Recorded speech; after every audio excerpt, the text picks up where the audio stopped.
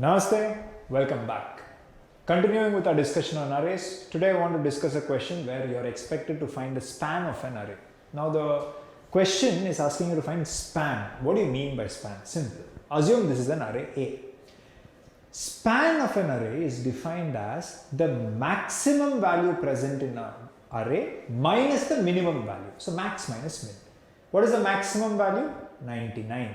What is the minimum value? 6. 99 minus 6 is 93. That is your span, right? So obviously one can see that this is the easy part. But what you have to find out is the max and min. Now how does one go about finding the max and min? Simple. Watch it. First let's discuss max. So this is my array.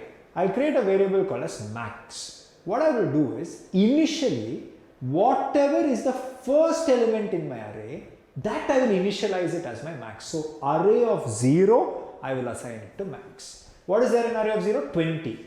Now I am assuming that 20 is the maximum value in my array. My assumption may be right, my assumption may be wrong. Now I must write some code to either validate or invalidate my assumption. So what will I do? Simple. I'll run a loop starting from the first element and I want the loop to go to the last element. So that is I. So for I equal to 0 till the length of A means what? Till the end of the array. What I'll do is I will check if in case the element present at the ith position, is it greater than my max value? If it is greater than my max value, I have found a value in an array which is greater than my assumed max. So obviously I have to correct my mistake and update max. That is what I will do. I will tell whatever is the element present at the ith index, assign it to max, right? Again, I will move forward. I will, so first time, before I move forward, first time you are starting from 0th element, that is 20 only. 20 is not greater than the existing value of max, nothing will happen. I moves forward. 42 is greater, so I will update max. Max becomes 42. Next I will move I forward. 88 is greater, also I'll again update max. I will move forward. 10 is lesser, so I will not update max. I moves forward. 99 is greater, so I'll update max.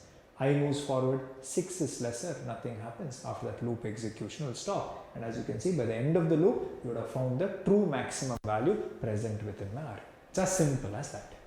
Now, I want to do the reverse. I want to find the minimum. Would you agree? All that I have to do is this. I'll replace that value max to min.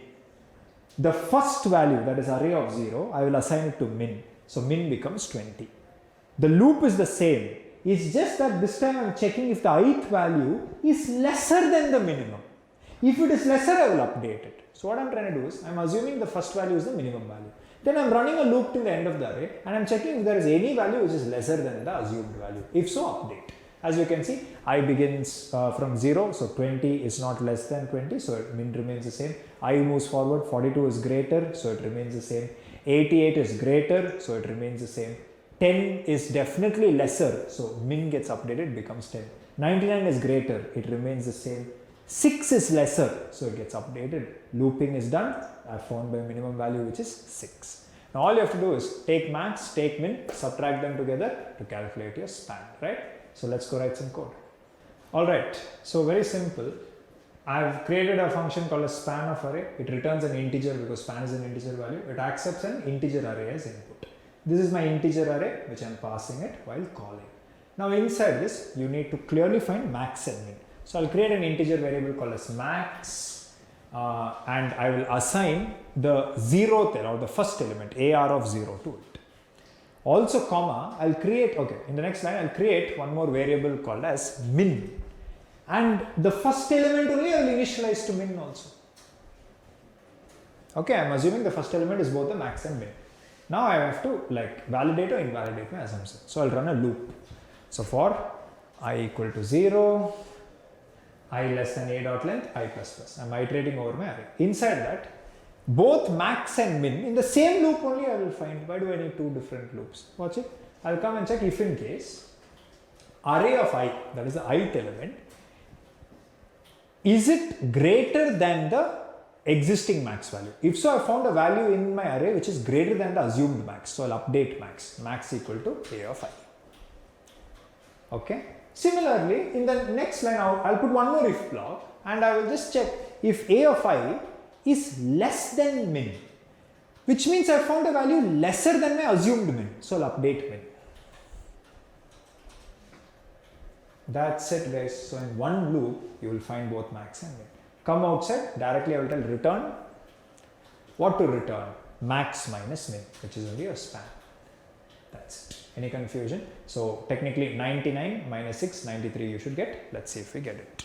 So if in case I execute it, then one can clearly notice that you will get 93. Any confusion till this point in time?